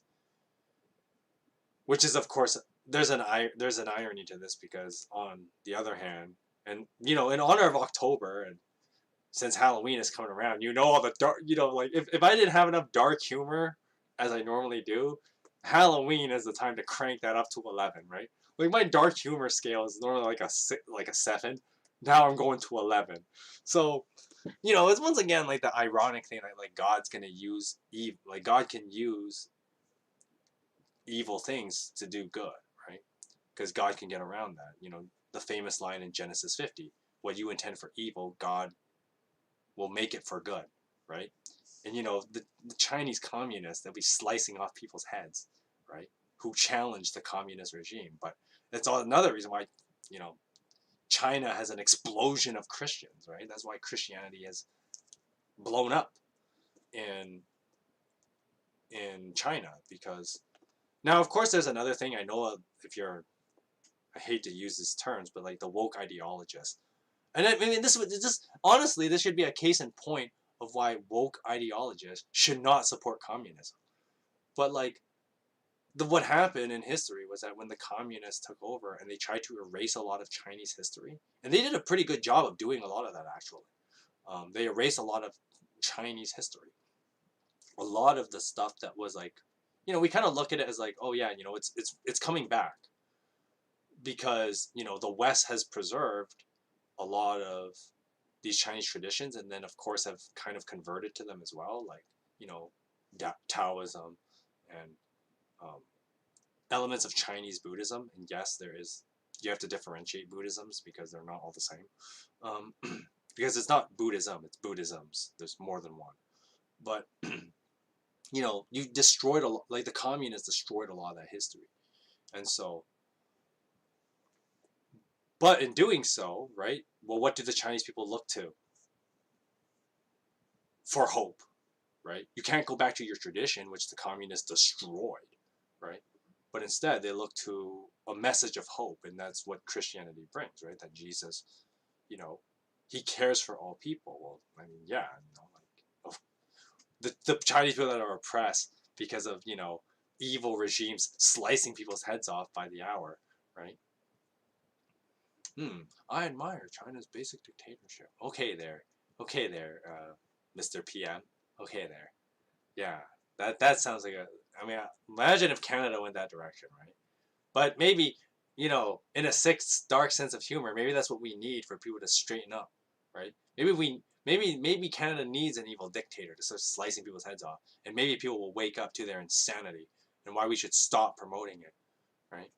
But anyway, sorry that was really dark, and sorry if I scared you a bit there, but it's one of those things that like in North America we lack that perspective, right? Coming back to what we were originally talking about, because I know that was a weird tangent, but you think of like we're reading through the Elijah story, and Elijah's like threatened with his life from Jezebel, and of course there's another kind of disgusting thing that turns out from this, right? Like, and this is where like another thing, and I really gotta bring my friend onto this show, where she would just like tear the shit out of like feminists, because I can't do it myself because I'm a guy, so I have no opinion, right?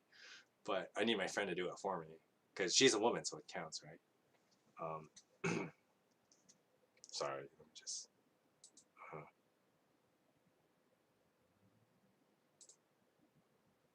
Maybe that will get me more views. Oh, sorry, the stream just reset it. Hopefully, this is still one video. I really hope it didn't make like a second video. That would really suck. I'm sorry about that, but my internet was just being weird and shit, so I had to hit this like thing, reset it quickly. Hopefully the stream is fine, and hopefully that it didn't like make a new video because it cut off for a second there. I technically didn't end the stream, so I think it should be okay. Anyway, let me just get rid of this for a second. Where was I going? Oh yeah, Jezebel, right? And the funny thing is that like Jezebel is viewed as like this like icon of feminism at times. This rebellious woman or whatever. It's like, dude, this woman's a psycho who like straight up's like, I'm gonna murder you. Like, yeah, that a person who just flat out says like, I'm gonna murder people is a role model. That's really messed up. If you think about that, right? So, and there are a lot of like, I remember there was like the Jezebel articles. Like Jezebel used to be like, there used to be like a website. And there was like a bunch of feminist columnists, and they made a column called Jezebel, and it's Jezebel.com, or something like that. JezebelColumns.com or something weird like that. Basically, it was a bunch of writers, right? And they would write their feminist ideology. And the funny thing is that like Jezebel's a role model for you people. Like that's messed up, because this woman clearly off her rocker, right? Like we read earlier, she sacrifices children. You know that, right? So there's that. That's already like batshit crazy. And then just straight up like nonchalantly say, I'm gonna murder people, especially you, Elijah. I'm gonna murder you, right? Like that sounds like a real role model right there, right? Not the kind of people I would like to look up to, but and I know Elijah is kind of a smart ass, and sometimes you shouldn't be one, but that also doesn't like validate people giving death threats and like I'm gonna kill you, right? Like no, right? So feminists, you need to get better icons. Jezebel ain't one of them. Like that's so empowering. And then there's like other ridiculous things I've read about that. Like people think Jezebel's like a great character. It's like, no, she's terrible. Terrible. Like a person of pure evil. Right? But anyway, Jezebel is like threatening Elijah, and Elijah's like, he runs away scared. And maybe that's another reason why Jezebel's a feminist icon, right? Because she can make a man as powerful as Elijah, cower. Which I guess from the feminist perspective, that's a very empowering view, right? I can make a powerful man of God cower. Yeah, that should be a feminist role model. Maybe that's their logic behind it. I don't know. I know I'm spewing like hot takes left and right here, but it's October 1st. You're gonna read. Okay, hold up. I have a problem here. I need to fix this. Alright, what's going on here?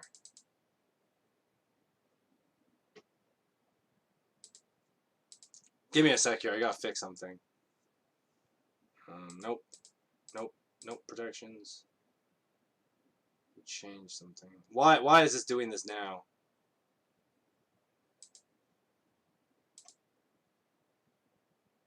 Sorry, my antivirus thing is just going kind of weird right now. Let me just fix it. Just give me a couple minutes here. Nope. Nope. Nope. Not that.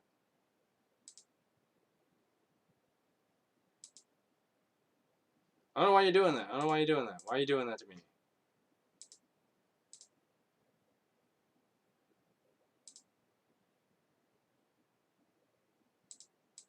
Okay, don't do that anymore.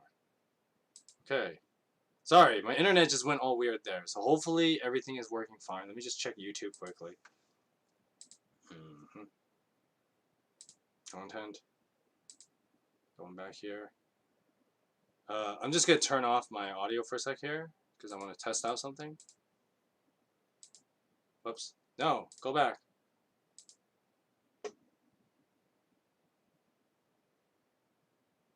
Okay, let's see if it works now. Oh, I need to put this on for a second. Okay, so the stream is fine. The stream is fine. So we're gonna go back to it. My antivirus thing was just doing all kinds of weird stuff. So okay, looks like we're good though. Looks like everything's fine.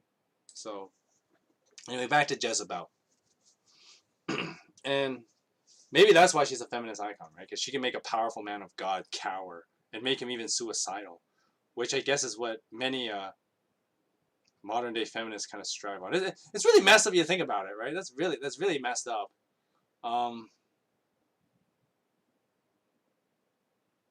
Yeah, just think about that. If you say that when you say that out loud, like when I was saying it out loud, you realize how ridiculous that is, right? But at the same time, I mean, some people get off on it, and that should scare you, right? That people get off on that kind of thing, right? But that's the thing about Jezebel that makes her so scary, right? And then so now that we've done talking about her, Elijah runs away, and he has like suicidal thoughts. He's like, God, I wish I wasn't, that I was that I excuse me, that I was dead. And Elijah starts praying this, and then the funny thing is, this once again goes back to like something that's great about reading the life of a prophet. And this is where once again, I push this point over and over about like something many even Christians misunderstand is that like, well, the reason why we call, Jesus a personal God is not because of the idea of like individuality, which I mean that's part of it, because that naturally comes up in relationships. But with that being said, it's about like God is a person and you relate to him as if you were relating to people.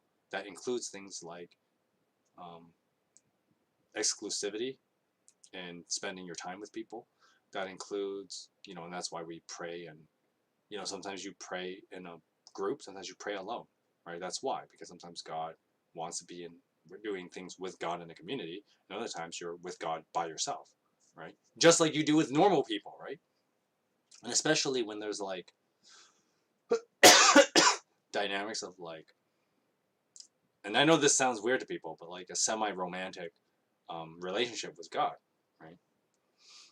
Is that like, you think of like, and the reason why I bring that up is because like, you can treat your relationship with God like you can treat basically every other relationship in your life, whether it's a romantic one, your familial life, your life with your friends,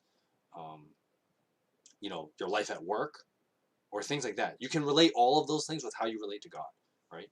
And so something that's cool that the prophets do, or sorry, let me backtrack before I finish that thought. Okay, seriously, what the heck? I get like random ass phone calls from places not around from here, so they're like scam calls and whatever. You can tell they're scam calls, but I didn't want to keep rumbling underneath the microphone. But anyway, so God is a personal God thing. So since we are to relate with God like you do with any other relationship, I know some people think that's kind of like a weird take, but really, if you read the Bible, and especially if you read the lives of the prophets, that's actually what you see a lot of. And God acts like a human being, right? And and that's why, like, once again, it's easy to personify God in the sense of, like, you can imagine God having like hands and feet. And of course, I know a lot of Christians take the easy way out, just say like, well, Jesus is like that embodiment, right? Which is true to a lot of degrees. But at the same time, this idea that God acts like like as if he was another person in the room with you, right? And that he would look just like any other person, right? That's kind of the idea that the Bible actually does get at from time to time, but it does it in an interesting way. And it's usually shown in the life of prophets, which I think is why it's cool when you read the Old Testament and you look at the lives of prophets. And this is another reason, actually, and I never mentioned this when I did my Genesis study because I didn't think it was relevant. Or maybe I did bring it up. It's been a while since I did Genesis, right? But basically, God, he he does very human things, and he hangs around people like as if he was just another dude, right? And so we see that in the Elijah story, right? So after Elijah has this whole like suicidal lament, God's like, okay, like here's a blanket, go to sleep, get some rest, because your mind ain't all there, right? And I mean that's the funny thing is, and I remember someone actually posted this about like mental health and using Elijah as a good illustration. And to be fair, yeah, those people bring a good point. You got to deal with a psychopath, feminist model, right? And you've been running for days trying to get away from this psycho, right? Yeah, you're going to be physically and mentally drained. And poor Elijah, like a lot of men today, no one cares about his mental health, right? Everybody's too busy praising people like Jezebel and the, feminist kind of stuff that she does. I know I'm gonna get so much hate for making too many parallels with modern feminism and Jezebel. But I mean, to be fair, they did it to themselves first. They did it to themselves. I'm just echoing, you know, what they do. So, don't shoot the messenger, I believe is how the saying goes. But anyway, so, I mean, to be fair, Elijah would be like physically and mentally like fried, right? And yeah, this dude needs like he needs mental health help, right? Because, you have a psychopath after you, you're gonna be drained emotionally and psychologically. And then so God's just like and this is the funny thing about the story as we read in chapter 19 is that God acts very human, right? He's like, okay, puts him under a tree, whatever that means, right? So we don't know, like the Bible doesn't tell us flat out, but you can kind of imagine this. And this is how I imagine it, this, you think about the whole God being a personal God thing. And it's easy to imagine this really is that like God just showed up as a person, just grabbed him, be like, hey man, just sit here under this tree. Here's a blanket. Take a nap, dude. Like you need some sleep. And like, okay, so Elijah's just like, okay. And then he starts sleeping, right? God puts him to sleep there. I mean, that's how I imagine it went down, right? Like I was like, all right, under this tree, here's a blanket, go to sleep. And then Elijah's sleeping. And then God wakes him up. He's like, hey, eat and drink. And then the interesting thing is that, you know, the way the Bible paints this, and I'm going to read it again because this is just to push that point of like, God as a personal God kind of thing that I was talking about. Let me just find it. Oh yeah, so this is from verse, this verse 5, right? So then Elijah lay down under the bush and fell asleep. All at once an angel touched him and said, "Get up and eat." He looked around, and there by his head were some bread baked over hot coals and a jar of water. He ate and drank and then lay down again. So this is a very interesting imagery that the Bible uses here, and it just shows how much more of like God being like a person, hence the personal God thing. And so first there's the sensual, right? God touches him, right? And of course the Bible uses the euphemism like an angel, but I mean even if it was like an angel separate from God, the idea is that like God is using physical, real things to do something, right? It's not just like in Elijah's head, right? So there's like this essential part where like God touches him, and he's like, like you would wake up someone after a long nap, you gently rub them or something, and like, hey, get up, and say, hey, get up, it's time to eat. And then the imagery of how Elijah wakes up is actually a very interesting one, where he, next to his head, not literally like right next to his head, but you get what they mean, right? basically he wakes up and he sees, just looks over, and it's interesting. It's like there's bread on hot coals and a jar of water. And so the implication is that, like, while Elijah's sleeping underneath this bush, not the safest place for a guy who, a psycho feminist is trying to kill, right? Not exactly a place you find a guy like this sleeping, right? When you're being chased by psycho feminists. God is obviously watching over him in a very, like, real way, right? Not just like a hypothetical God's watching over you hypothetical thing that many people tend to imagine God doing. But in this scene, it's very, like, human, right? And it makes God look more human, as in, like, he's an actual person, right? And so, he's sitting there, he's watching over him, and then of course God bakes for him this bread. So sweet, magic bread, awesome, right? Made by God's hands, right? Like, that must be awesome. And then, like, God makes the fire to cook it. So, once again, there's that much more human element, right? Which, when we disassociate, the personality of God, you just imagine that, like, God would just snap his fingers and then stuff would just happen, right? Like magic bread just appears. Like, that happens in the Moses story, right? Magic bread just appears, right, with the manna. But here it's very different with Elijah. It's very like, oh, God cooked it by hand using coals and probably a pan or something, whatever, right? He cooks it there, and then he gives him a jar of water. It's not like magic water coming out of a rock like with Moses, right? This interesting, personal, um, intimate thing with, like, Elijah and God. And I mean, to be fair, Elijah really needed that. And I think that's an interesting thing of understanding the prophet dynamic, right? That Elijah really needed that, because I mean, we just read, like, Elijah was kind of semi-suicidal, right, wishing that God would just take his life. But that's the other thing that's really interesting, right? Where Elijah's like, "Oh God, why don't you just take my life, right? Like, what's the point of this, right?" And so it would be one thing for God to do, like what he does in the book of Exodus, be the Grim Reaper, right? Yes, I get to use that again. So basically, like, I mean, God could have just done the whole Grim Reaper thing and be like, "Your wish is my command," right? But he doesn't, right? And God takes care of him and provides for him and is present in Elijah's life. And that's something that, you know, sure, it may not be on that exact level. Like, that's maybe a reason why we don't claim there are modern prophets in the world today. In that sense, like, I don't think God's gonna hand cook me something like that. Because one, God would just be like, "Do it yourself. You know how to." But anyway, well, humor aside, but at the same time, we can trust that God is physically present with us and for us, right? And of course, jumping to New Testament text, that's what Paul means when he talks about, well, if God is for us, who can be against us, right?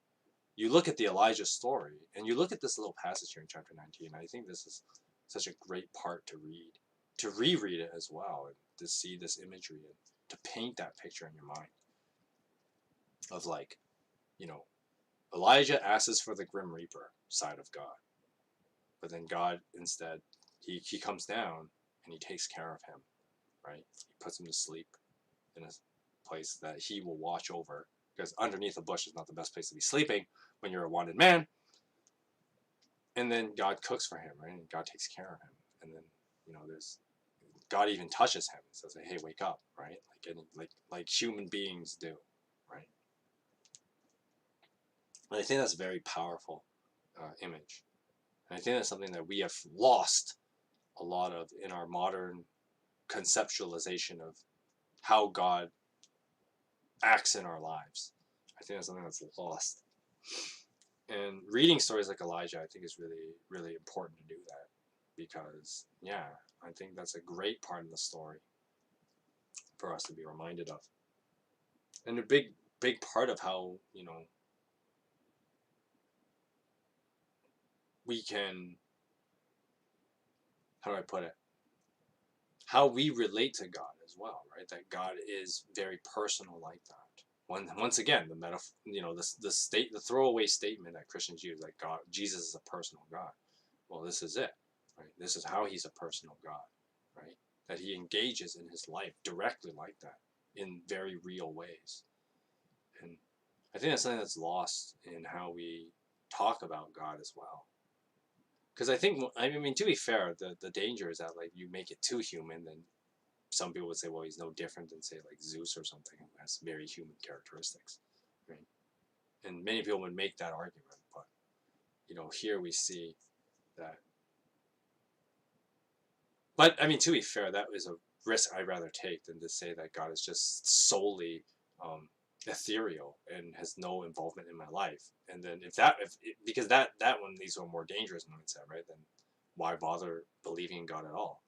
Would be the alternative. If you went down to the extremes of that, which is actually what led to the birth of atheism. So it's ironic, right? So, but I mean, that's just logical extremes, right? Maybe we'll do that as a podcast at one point, right? The logical extremes on how Christianity birthed a lot of quote unquote counter Christian ideas because of logical extremes based on bad Bible reading and other things like that. But that will be a talk for another day. But going back let's finish up with Elijah here. And it's been 2 hours. We're going to end the stream pretty soon. Sorry, we had that weird hiccup with like my virus protector being a jackass. But, and then like making the thing like bring up all these, like my OBS went like nuts for a second there. Just like, you have internet problem, you have frame skip, you have all this and that. It's like, oh, what's going on? It's just my my antivirus being like weird. I think it's because I wanted to update. But anyway, sorry, I'm blabbering here. So then we get to this part where like once again continuing that whole like God reassures Elijah, where Elijah's like making this idiotic complaint. But at the same time, even though it's an idiotic complaint, I know for a fact, I have thought this, and I know a lot of Christians think this. And, Elijah's here is talking about, like, well, I'm the only one, right? Like, what's the point of, like, championing, the living God if you're the only one? That's kind of like what Elijah gets at. And, I understand that plight because I too have thought that. I've been guilty of thinking that, thinking that other Christians aren't good enough or whatever, right? You're not real Christian, whatever. Right? I used to fall into that idiotic mindset. But, and Elijah's falling under that idiotic mindset here. But God reassures him. He's like, no, there are many people who've never bowed to Baal, who've never, kissed the idols or whatever, right? You're not alone. And I think that's something that, like, once again, many Christians need to be reminded of. Is like, you're not alone. And, it's funny because, you look at the Elijah story and, I made a lot of modern parallels with my hot takes. Man, this video is loaded of hot takes, right? But, it's true in the world today. And that's why I was able to easily make those parallels, right? And a lot of us can feel like Elijah because of it. And that idiotic thinking will come in, right? Like, oh God, I feel like I'm the only one. But you got, that's something that like, we got to trust God more. It's like, no, God has people. God has many people, I know you might be thinking you are alone in, your fight for faith. But, if this video has told you anything, it's like, well, that's not true, right? I'm here with you. And that's something I need to be reminded of too. Is that like, well, I'm not alone in this, right? There's a lot of people out there, fighting the good fight of faith, right? Despite a world that's so full of darkness. But I mean, once again, I think that's why the personal imagery is so powerful too, is because once again, as I mentioned earlier, St. Paul brings this up too, right? Like if God is for us, who can be against us? And that intimate, personal connection with God, we are ensured, right? That like, yeah, things can be fine, things can be okay, right? Despite all the gloom and doom, because we have Jesus, and that's the greatest thing. And so you don't need to worry despite all the gloom and doom that's out there, right?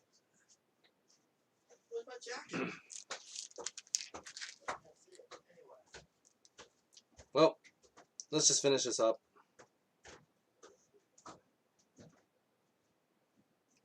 So basically, yeah, we just finished that part about Elijah making his complaint.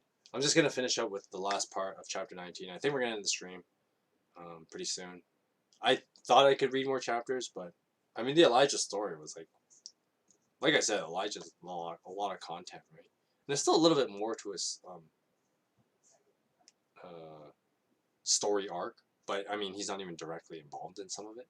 And we'll read that next week, but let's just finish up here where basically there's gonna be a transition because once again Elijah, despite all the stuff like a popular and big a character that he is, he actually doesn't have that many chapters in the Bible, right?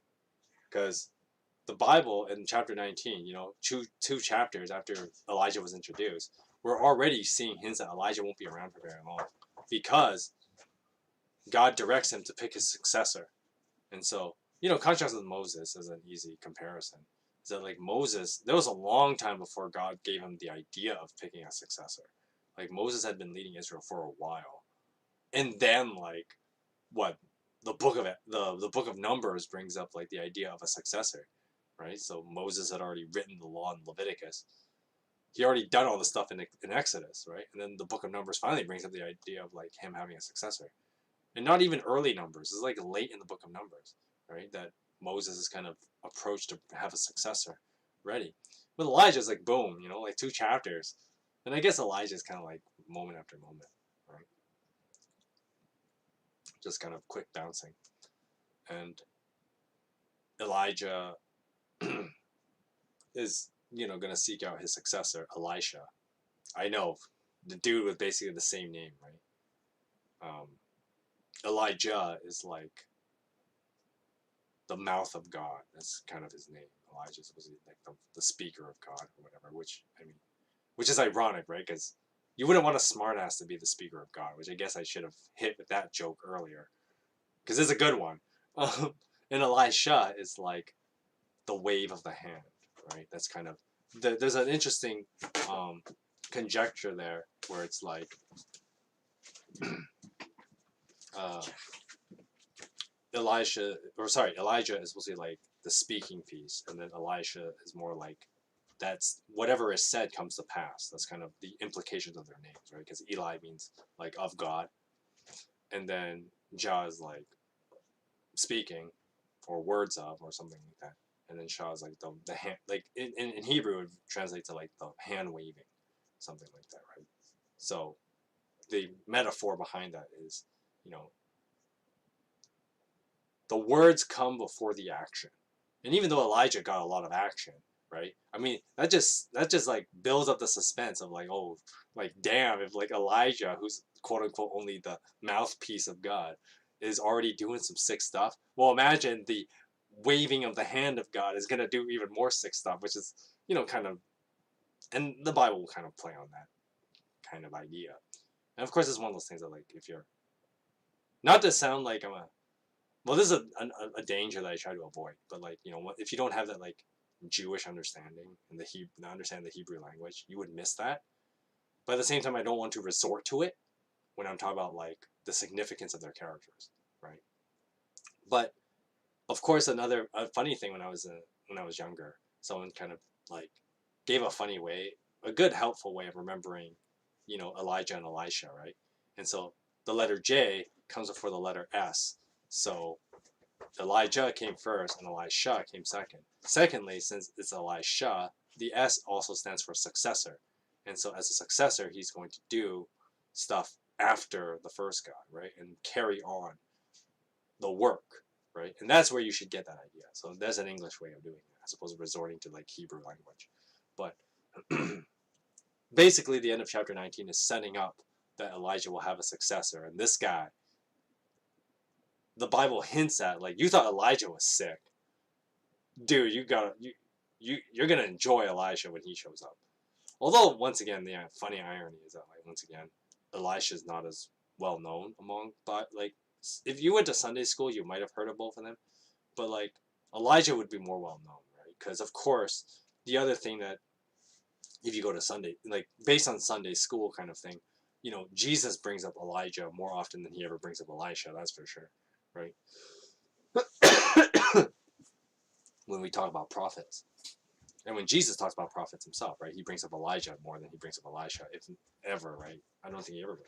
He brings up like Elisha like once, and then like Elijah is brought up several times in the New Testament. So, right, that's another reason why Elijah is more well known, despite the fact that the Bible sets up here in the Book of Kings that if Elijah was pretty sick, you're gonna love when you see Elijah. Is basically what the Bible's saying. But with that said, keeping you in the suspense of stuff that's gonna happen later, right? You're gonna have to wait for next week's reading stream because this is gonna be the end. Now, before we officially close the video, we'll just do a bit of housekeeping. So, this Monday, we have our next podcast on October 4th. Unfortunately, Taki could not show up for earlier. He's just busy with stuff. We still got to sort out if we're going to do 4 o'clock because, once again, his work schedule is kind of like all over the place. So, the word is, with Taki, I'm still talking to him. We're still trying to sort stuff out. The word is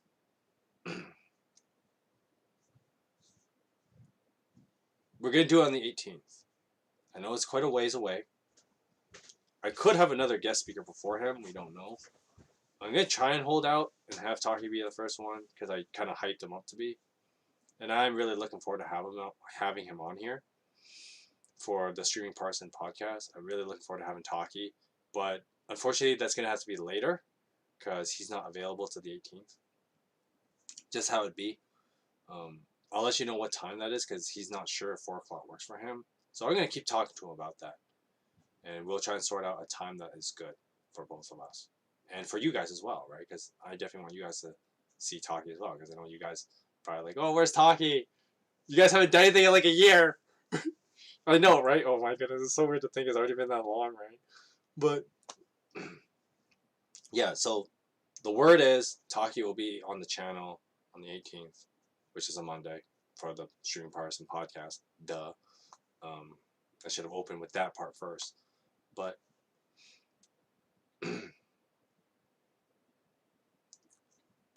next Wednesday, we might do something. Because I haven't done anything on Wednesday for a while. And the actual reason for it, well, the last 2 weeks, I was actually on Shining Lights Delta Rune Chapter 2. So we were doing that.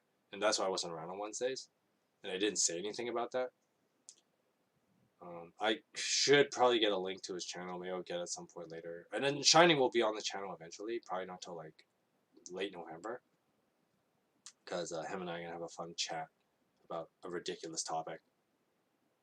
So I'll have a proper link for his channel at some point. I should do it now, but I'm pretty bad with getting links to people's channels, so we'll see. But we'll see if we do anything this Wednesday. It might be a little tight. It is the first Wednesday of the month too, which makes it actually kind of rougher. So maybe not this Wednesday, but like on the 13th. Oh man, it's October the 13th. In like a couple weeks. We gotta do something for that. I mean, it may not be a Friday the 13th, but it's October, and we got a 13th and a stream day. Oh, something's gonna happen. Oh, I'm gonna try for something. Oh, so we'll see it on October the 13th because that's bait too good not to bite. But anyway, back to this upcoming week. 4th, we have a regular Streaming Parson podcast. Sorry I couldn't get Taki sooner, but just the way it is. The 4th might be a little, the 4th might be a little tight. Or sorry, not the 4th. The 6th might be a little tight, so we might not do anything on that day either. Which I know you guys, I don't know if you guys have been missing the Wednesday streams. I know I've been wanting to take it easier, which is why I haven't been doing as many Wednesdays, or any in a while. But the next Thursday, the regular Throwback Thursday, as I continue Heroes of My Magic 2, Price of Loyalty. And then next Friday, we'll finish off First Kings next Friday, maybe start Second Kings. We'll see. Because there's quite a bit of content. Especially in the beginning of Second Kings, there's going to be a lot there. So I don't know if I'd be able to cram that in with the end of First Kings. We'll see. But hey, the best way to find out is keep it in your agenda that next Friday at 3 o'clock, we will have our next Bible read. Monday podcast will be pretty regular, 4 o'clock to 5:30-ish. And just, yeah, talk about something. Probably something semi-serious, semi-goofy. Because that's how we do things around here nowadays. But anyway, that's basically it for housekeeping. I'll keep you guys updated on the talkie thing as I get more info on that. We'll see if we do anything for Thanksgiving Day, which is the 11th, which is a Monday. And, we would normally do a stream Parson podcast. We might change it up because it's Thanksgiving that day. We'll see. And then, yeah, just continue as normal. But next week, podcast, 4 o'clock. That's Monday, October 4th. This is so weird to think it's already October. Lord, time just goes by fast. And then next Thursday will be Throwback Thursday. Next Friday, which would be the 8th, is going to be finishing off First Kings at 3 o'clock. Which I know the weird 2 different times that I start streams is a little weird, but just gotta roll with it. The reason why I give myself a little bit more time on Bible reading streams, just in case, I know something's gonna be pretty long. Like for example, today's because Elijah's story has a lot of content, so having more time. Like I'm already at 2 hours 15 minutes, right? I would never keep a podcast that long. Well, we'll see when Taki shows up, because I know we've got a fun topic for you guys, and of course, you guys can always chip in too for some fun stuff to talk about. But anyway, that's it for announcements. Next week's gonna be pretty regular.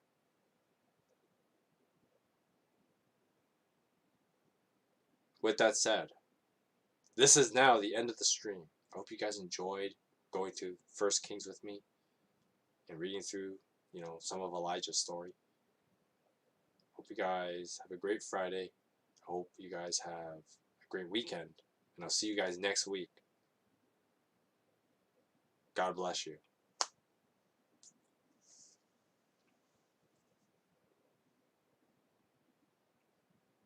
Up.